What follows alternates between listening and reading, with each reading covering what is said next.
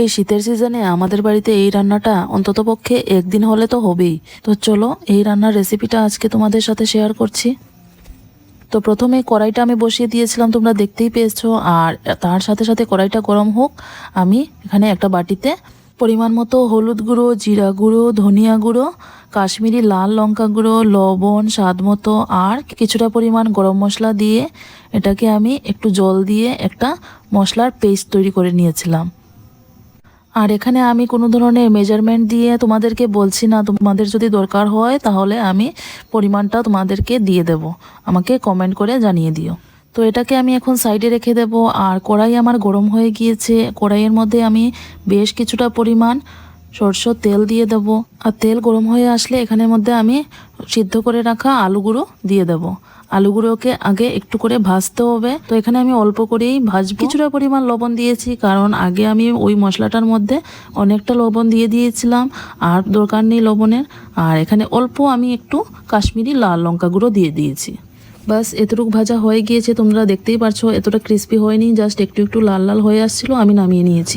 এবার তেলটা গরম হয়ে আসার পর আমি এখানে দিয়ে দেব শুকনো লঙ্কা আর কিছুটা পরিমাণ জিরের ফোড়ন। জিরেটা বেশ চটকে আসার পর এখন আমি দিয়ে দেবো এই পেস্টটা। এই পেস্টটার মধ্যে আছে চালমগজ, কাঁচা লঙ্কা কয়েকটা আর একটা হাফ ইঞ্চ আদা। চালমগজটা দেওয়ার মানে হলো আমি এখানে কোনো ধরনের পেঁয়াজ রসুন ব্যবহার করছি না, একদম সম্পূর্ণ নিরামিষ এই রান্নাটা।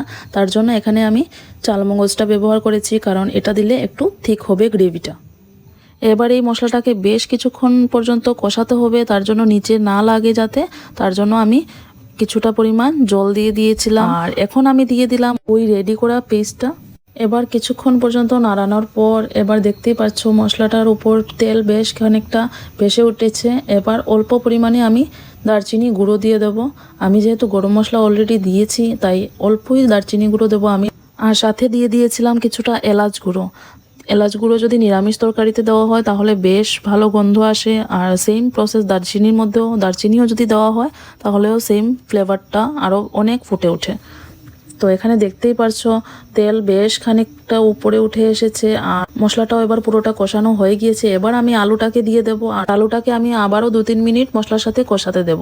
আর এবার কি করব, খুন্তিটা দিয়ে আলুটাকে কিছুটা ভেঙে দেব। পুরোটা গুঁড়ো গুঁড়ো করবো না, আমি জাস্ট 1 থেকে 2 পিস করবো একটা আলুর।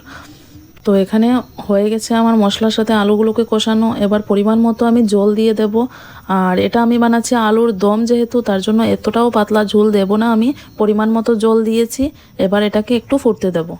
এবার দেখতেই পারছো ঝোলটা বেশ ঘন হয়ে আসছে। আর এই অবস্থায় আমি আর বেশি ফোটাবো না, এখানের মধ্যে আমি এখন দিয়ে দেব 2 চামচ পরিমাণ ঘি। কারণ নিরামিষ তরকারিতে ঘি যদি না দেওয়া হয়, আর বিশেষ করে আলুর দমে, তাহলে তো হবেই। 2 চামচ পরিমাণ দেব ঘি। আর সামান্য পরিমাণ আমি দারচিনির গুঁড়োটা আবারও দিয়ে দেব। আর বেশ কিছুটা আমি কসুরি মেথি দেব। কসুরি মেথি দিলে আলুর দমের ফ্লেভারটা আর গন্ধটা খুবই ভালো আসে। তো তোমরাও কসুরি মেথিটা নিশ্চয়ই দেবে। তো হয়ে গেল আমার তরকারিটা রেডি, আলুর দম। আমি কাঁচা লঙ্কাটা আগে দিতে ভুলে গেছিলাম, তো এখন আমি নামানোর পর দিয়ে দিয়েছি। আর এটা তোমাদের কেমন লাগলো রেসিপিটা তোমরা নিশ্চয়ই আমাকে কমেন্ট করে জানাবে। আর এটাকে তোমরা গরম গরম ভাত, রুটি, পরোটা যে কোনো কিছুর সাথে খেতে পারো। আজকের জন্য ভিডিওটা কেমন লাগলো নিশ্চয়ই বলবে। বাই।